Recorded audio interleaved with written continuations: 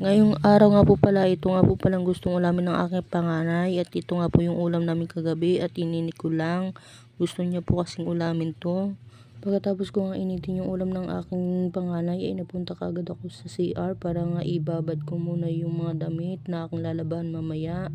Para pag uwi ko ay lalaban ko kaagad at pinag-iwalay ko na yung puti at ang yung decolor.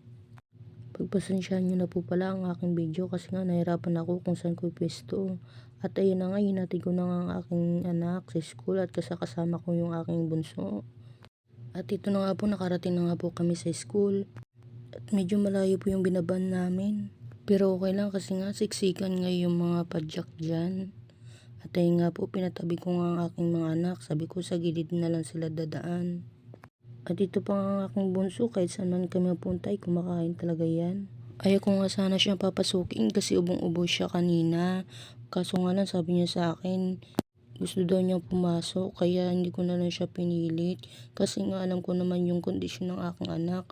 Pagka hindi niya kaya ay hindi talaga yan napasok. At sinabihan na lang niya ako na mag-face mask na lang daw siya. At ayun na nga, pagkababa nga namin dito sa ibaba ay dumiretso nga pala kami dun sa dagat para magpainit. Kasi nga bagong ligo yung aking bunso. At ayan nga po, medyo nahirapan kami sa pagtawid kasi maraming dumadaang mga sasakyan. At papunta na nga kami sa tabing dagat pero saglit lang po kami nagpainit kasi nga naalala ko magsasahod pala ako ng tubig. Kasi nga 1 drum na lang yung tubig ko. At ayan na nga, para kaming tumatay dyan, pasintabi po sa mga kumakain. At ayun na nga po, umuwi kaagad kami sa bahay at tinanggal ko nga yung mga nakasampay pa. At ayun na nga, kinuhanan nga ako ng video ng aking anak. At tapos na din ako maglaba sa wakas. Inabot na kasi ako ng hapon ng mga time na yan. Puno-puno talaga yung basket na yan at may sobrang gana pa nga. Di ko talaga alam kung paano ko nakayanan yung aking labahan.